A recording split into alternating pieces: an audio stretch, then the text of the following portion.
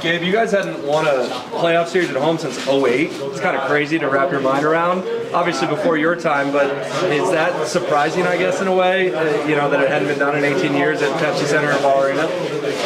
Yeah, I think so. I mean, there's been a decent amount of playoff series won. Not a ton, but still enough where there should be at least a few at home, you would think. But at the same time, it's one of those stats that kind of pop up. I don't know if there's much to it, to be honest, but glad we were able to get it done in front of our fans. I mean, we haven't been able to share that moment with them, like you said, in a long time. So, knowing our fans, they care most about, the last game of the season and whether you win or not. So I think that's the most important thing for anybody, more so than winning a playoff round at home. But nonetheless, it was an exciting night, I think, for everybody that was in the building. Certainly for us players and families and like our fans. 2 days of no practice. How do you guys spend that time knowing that your opponent is pretty much set? Yeah, I mean, obviously we found out a couple of days ago, obviously, that it was going to be Vegas, and excited to know our opponent, excited to get some rest, spend some time at home, family time, things like that, get outside. The weather was awesome, so yeah, nice to have that break in the schedule. We talked about after the LA series, but obviously our schedule is very compressed down the stretch, so whenever you can get the rest, take it, and then we're going to have plenty of time to practice and get on the ice, so Early thoughts on Vegas? Sorry? Thoughts on Vegas? Yeah, I think it'll be a good matchup. Yeah, they're a good team. I think they've played obviously really well since Torch came in, and we got a lot of depth. I think it'll be a good matchup. You think about this matchup and the history that you have with them. Does that intrigue you as kind of a pro? I mean, 21, that's not that far, and fans certainly remember that, but it kind of adds a little bit a spice to it. Yeah, I mean, I'm sure it does, but at the same time, it's Western Conference Finals. Conference Finals, and knowing that you have one opponent left on this side. I mean, that's plenty of motivation. Now that you've decompressed a bit, what do you like about the way you played, especially in the last game there, and what do you want to build on? Well, obviously the resilient effort that we showed in Game 5, obviously that's huge, and I think that's something you can definitely build off of and keep in your back pocket as you continue on throughout this run. And but also how important the starts are, to be able to stop the bleeding early and faster than we did that time. And but I liked our series overall. I thought we showed a lot of good things. I thought special teams were strong. I thought our depth scoring, obviously, that's a stat that's been talked about, and that doesn't just happen. I mean, that's everybody pulling their weight and everybody doing the best they can to help the team out. And, it's not about scoring. It really isn't this time of year, but it's about everybody contributing and being hard to play against on both sides of the puck. And the guys did a lot of that, so we're going to have to carry that. Thank you. The team that you're about to face in the Western Conference Finals, pretty evenly matched, physicality, depth. What do you guys focus on?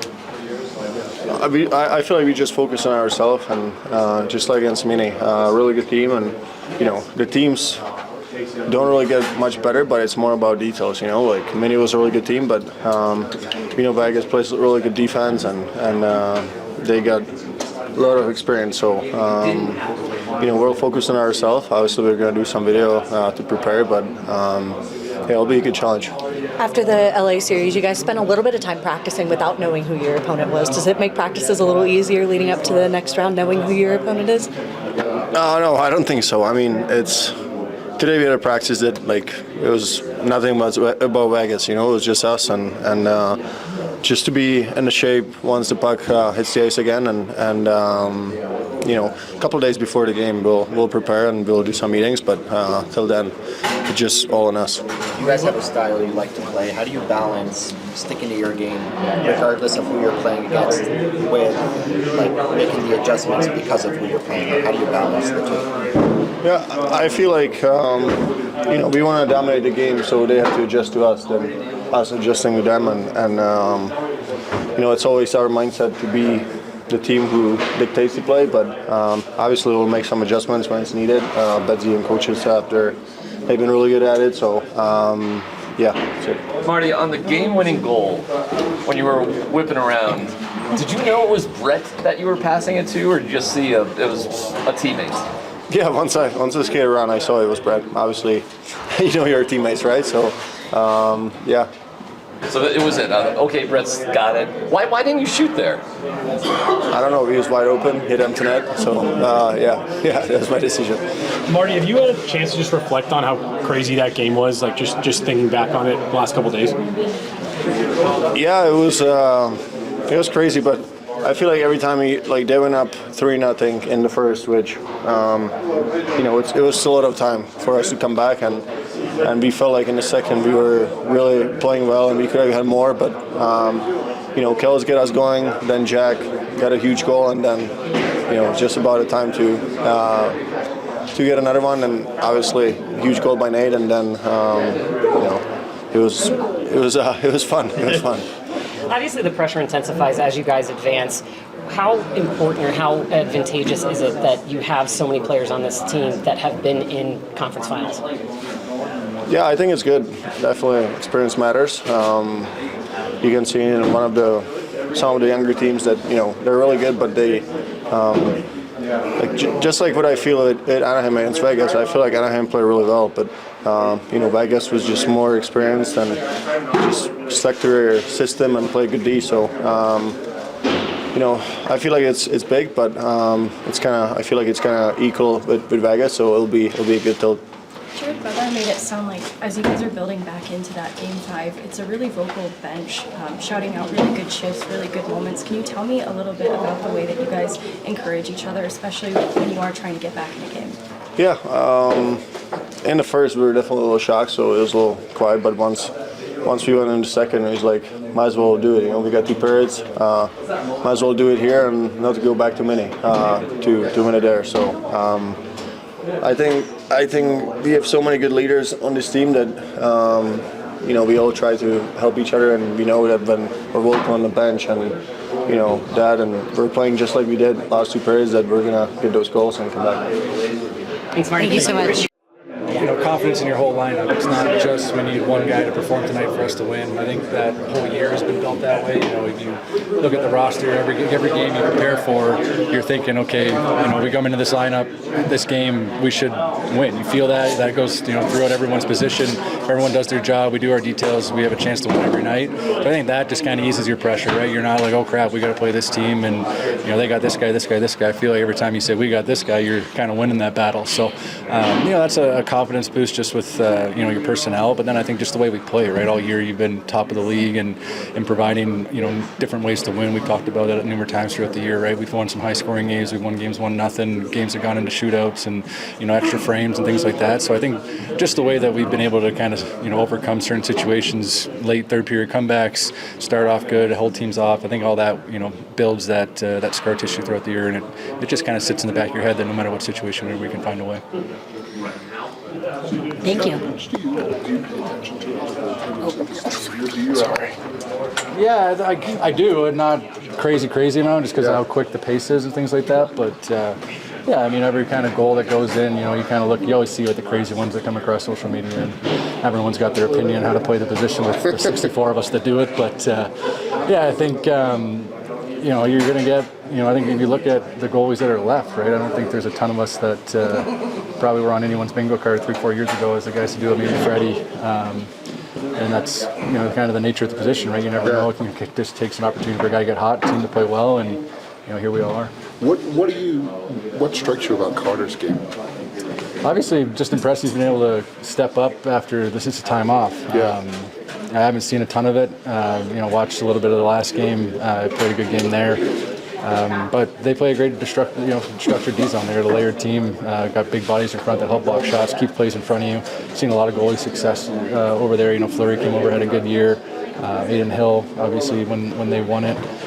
There's been guys that play behind a system like that can really benefit you, and I've played behind a layer, and it, oddly enough, didn't benefit me that well. So there's always things that can come, but yeah, I haven't watched a ton of them honestly this year to give you great feedback. But he's obviously finding ways to win right now. The one other thing I want to ask you is you mentioned the weird goals, right? And there's been a couple of them in these playoffs.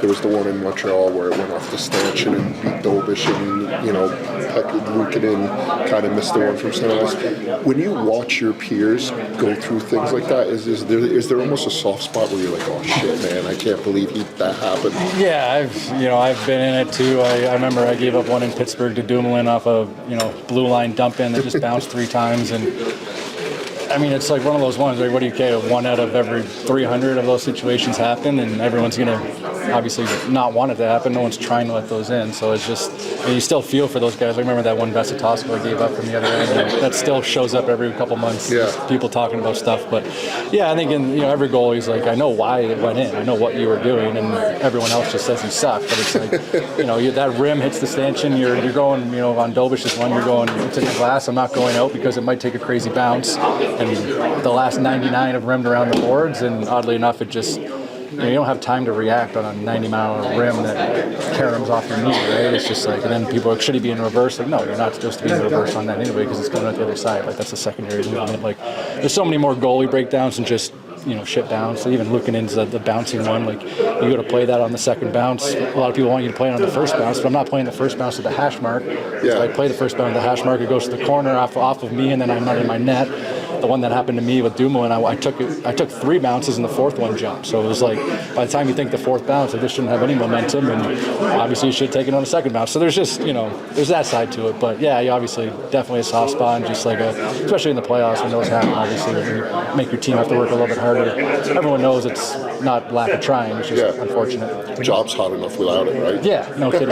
When you have someone like Nick Waugh who's got experience with this team, do you kind of pick his brain a little bit, see tendencies or anything like that, or is it not like that? It might be more Bedsy, just being like, what do you think? I mean, if there's personnel, but I played in Buffalo with Eichel for a hot minute.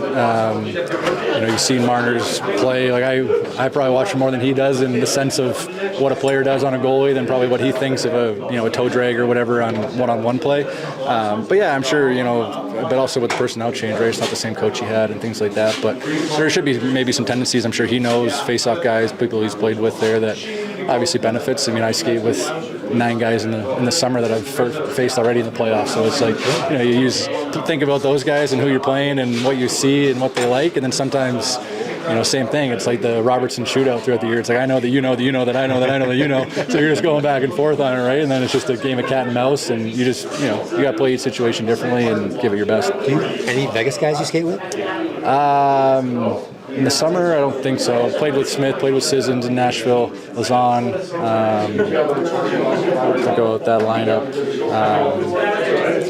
No, not in the summer, but a lot of the under-American 25 team, I feel like that Plymouth, Michigan. That's because it is cat and mouse game. Do you sometimes overthink, thinking, hey, I think this, and I think they think this, and this, and that, and that? At times, like there's more like tendencies of where guys are. Like if you get like a Robertson on a lefty, if he gets a low pass, he kind of likes that 5-hole shot just as a lefty. There's not much else room. I take it away. What else is he really going to do? It's not really just his thought. It's kind of what people have in certain situations. Like you've done 1,000 reps. It's like if I take away everything, your only best chance is here. So most likely you're going to go there. But it's all reactive too. It's not just like I'm going to bank on this and hope he goes 5-hole, and if he doesn't, I'm screwed. So, but there is, tendencies, and you see a guy get a breakaway 3 times throughout the year and he does the same move 3 times. You put that in the back of your head, just knowing, that's an opportunity for him to sit there if he sets it up that way. You talked about it after the game the other night, but just the relationship with you and McKenzie. Jared was saying that it's made it easier for him to be able to use you guys in a tandem and be so supportive. Just how does this kind of relate to past tandems that you've been in? I'm sure you've had good relationships, but this just really seems to work. Yeah, I'd say this is, I think, the one where we've both, what's the right word in here? Like, it's not that we, like, obviously we both want to play. That's not what I'm trying to say. It's just that we both understand that we need each other. And I think, even with Ottinger in Dallas, like, he needed me to give him more of a break, but it was never going to be like, okay, like, I'm going to play 40 and you'll play 42, and that's the whole season. It was a little bit more of like, you're going to go and go and go, and then I might need you for 2 straight or 2 at every 4, just to schedule-wise, where I feel like just because of the injury, and we played a great team game, like we both benefited from being part of the Avs for sure, but being able to play as much as I did with his injury, and then him come back and fill in. I think he did a 6 or 7 game stretch when I was down, and you pick up the slack for each other there. But I think when you have a guy that's cheering for you, like, like I said earlier in my career when I was battling for the American League and he came in, it was like, shit, like he's kind of taking my job. We're here, we're both like, if you got to do it today and I got to do it tomorrow, and then you got to do it for 3 games, and I got to do it for 2 in a row, and we get where we're going. You know, we got the Williams Jennings, our name are on a plaque in the room. It's, you know, you got a hug in front of that the other day. Like, it's the coolest thing, and I think it's known. It's not just like has to be me. I want it to be me. He wants it to be him. But at the same time, if it's who's ever chosen, it's not like I hope you fail, because then at that point you're just asking for more trouble for the whole team. You talked a little bit about your rigorous training process, just kind of analyzing your opponent. How soon in advance do you start to look at that? Is that something you do before a series is over, or as soon as you know your opponent? I've kind of always just had that overview, right? When they're playing, I'm watching, you know, every highlight, every goal, situational stuff. Like if there's a penalty shot throughout the year, shootouts throughout the year, you know, just plays. I think anything that kind of happens, you'll see highlights and things like that. But I think a lot of the stuff that goes unnoticed is what guys do to set up plays, right? Like you might have a really good guy that just every time, you know, does something on the right wall and feeds something back door, and they don't score on it, so you never see it in like the highlight package, but you'll see it in games show up and grade A scoring chances. It comes from that same hot zone, and our team does a good job. Like we'll break that down over the next couple of days of where a lot of their heat maps start from and opportunities come from, and that's just kind of where you kind of think like who's got the puck, who's doing what. Obviously, you know, usually it's the top 6 that create a little bit more, but yeah, I mean, it's just over time. Like I could probably pick out 20-30 goals Vegas has scored this year in the back of my head that I've seen happen, and then obviously through playoffs you watch that kind of stuff. But we'll break it down more. I'll get more in depth with it here over the next few days, and you know, just try and pick up some tendencies that give you an edge at some point. Thank you so much. Can't let it hit me, or is it just so quick you can't even think about it? It just happened so quick. You just kind of turn and look and see the puck in the net, and we were obviously all really fired up. You were 72% on the draw in that series. I mean, you're a good face-off guy, but in a series, are you doing more studying just knowing that it's going to be the same guys over and over? A little bit. I think, you know, when you go against the same guys over and over, you can kind of try to build a repertoire and get a better idea what they're doing, shift after shift, and obviously the wingers help out a lot diving in, and that mini team had some good centers, so I was fortunate to get the job done on that side of things. When you look at goals in Game 4 and 5, what is the role of trust on your line in being able to make this happen? Yeah, I think those guys are just such trustworthy players. It's a great word to describe their games. They're kind of always in the right spots, you know where they're going to be, and obviously we had a good stretch in the regular season together, so I think that kind of built some confidence for us, and we were able to kind of roll into it the last couple games. How nice is it to get the rest right now going into the next round? Yeah, it's good. I think, you know, for a couple guys that are banged up, give them some extra time, and for the rest of us, just kind of mentally get fresh, and I think everyone's really excited now. When you look at the amount of time that you guys had after that LA series, not knowing your opponent, what does this kind of time off look like knowing your opponent and kind of approaching it maybe differently? Yeah, I think, you know, the coaches do a good job with all the pre-scouts and things like that, so gives them a little bit more time to kind of dial in what they want us to look at, and you know, we haven't gone through it yet, but we'll go through it the next couple days here and get a good idea of what we think they're going to bring. You're so young in this team. What are the veterans told you about the Western Conference Finals, the next round, mentality? Yeah, we have a pretty veteran team. Like I think everyone's got playoff experience, so everyone kind of knows what this is all about. And Nate and Landy and Kale and Taser have all done a great job kind of preparing us and making sure everyone's ready to go. Thank you so much. Yep.